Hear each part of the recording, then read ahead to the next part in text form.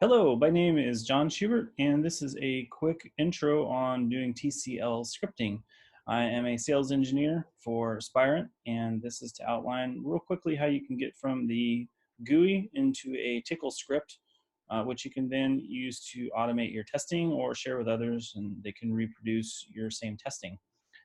So the Spirent Test Center is sort of a two-step process. So you have the hardware, which can be either an appliance, such as a C1, which is what I'm using for an intro today, or a chassis, which is rack-mounted. You also have a virtual instance of Test Center. Everything that I'm showing you here will work across all three of these different solutions. To connect to any of those, you will then need a client. The client runs on a workstation, and you can manipulate it in one of two ways, either through the GUI or through a script. So you need a workstation that's running Spirent TestCenter, which presents the API, which either the GUI uses or the script can use. So your scripting can be in Perl, Python, TCL, Ruby, and a few others. Always check with us, because as technology changes, we update with newer technologies.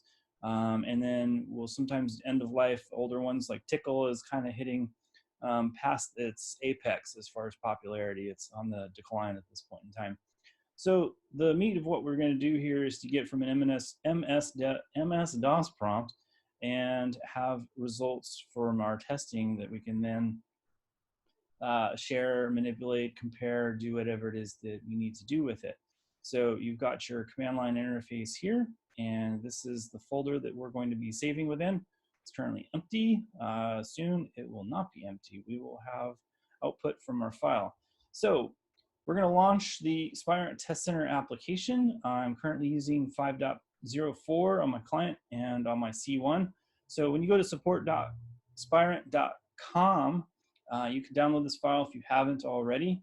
And there is a separate file that I've got, or a separate presentation on how to navigate through that if you're finding difficulties with it. There is a second thing you have to download, and that's TCL. TCL does change its configuration from version to version. So if you have TCL from 5.01, the easiest way is to just uninstall it and then go to 5.04 and install that TCL. There are other ways around it, but that's outside the scope of a simple demo. So with that said, I already have Spirent Test Center up. So what we're going to do is we're going to connect a C1 with 2 ports through a Cisco 3560, which is a layer 3 switch. And here we go. It's .175. We'll do ports 1 and 2. Now, since this is not really intended to go into any specific type of configuration or test, I'm just going to add default layer 2 traffic because it's a switch, and hit OK. So what that's going to do is it's going to reserve 2 ports, and it's going to just create endpoints with a stream block to run layer 2 traffic. So you can see the host name for my switch is John's Lab Switch 3. I have 3 switches. That's the third one.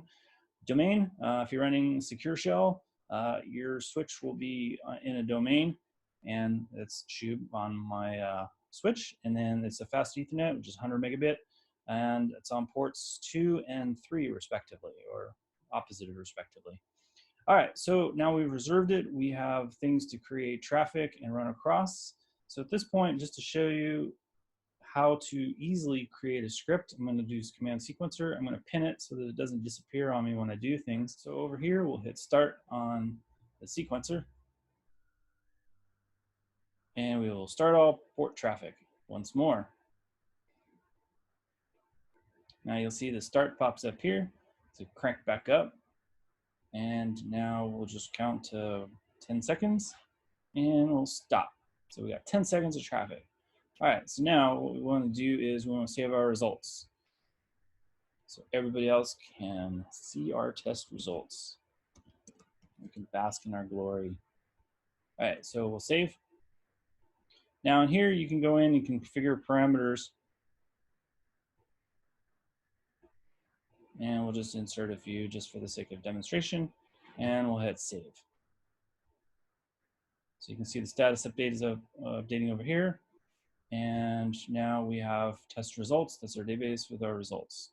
Now it's going to go ahead and bring up the Spirent Test Center results reporter. We'll go ahead and close that for now. And we'll go ahead and delete this for now because we want to do the same thing, but this time with a script. So we haven't created a script yet. So we'll come down over here. We'll say save a script under File.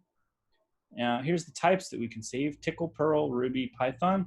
Normally this first box here is not check marked. In my case it is because I've done demo run-throughs, and so it remembered that I clicked it earlier. What this means is default values are stripped out. So if this is uncheck marked, which is what it is by default, it saves in the Tickle config file all of the configuration information, even the ones that already default to something. If you want to create a smaller file, go ahead and check mark that. It'll be easier to email and share or zip or do whatever with it.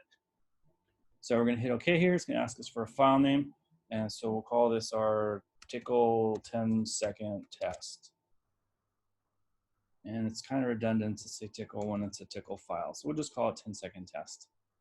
So we'll hit save. And if we look over here in our DOS prompt now, created 2 files.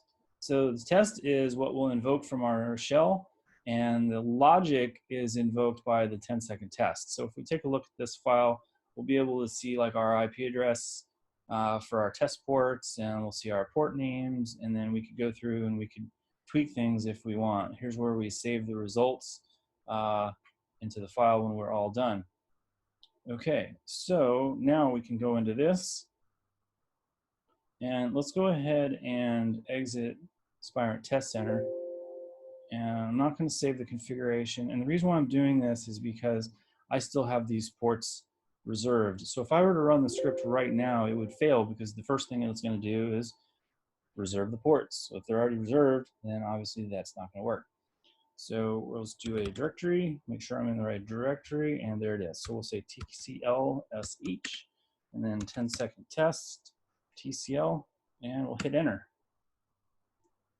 So now what it's doing is it's reserving ports, it's configuring, it's running the 10 seconds of our layer 2 traffic in our test, and then when it's done, it's going to save results here. So we'll see that file pop up here in just a moment.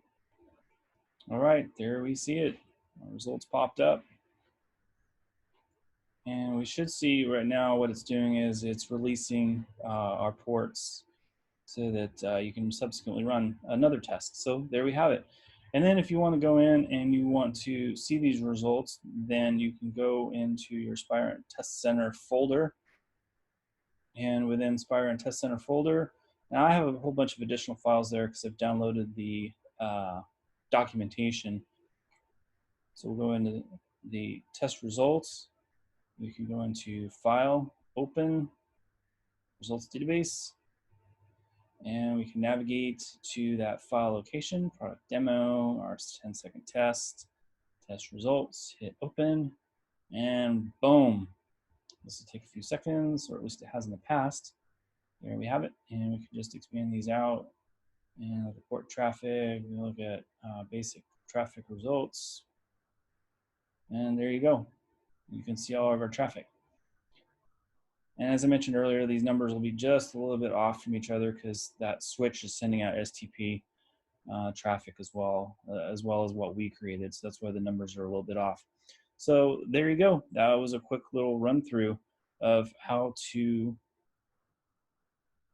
run through a script or create a script and then look at the results once you're done with it. So thank you for your time. If you got any questions, feel free to call me, 760-846-8830, or email john.schubert@spirent.com.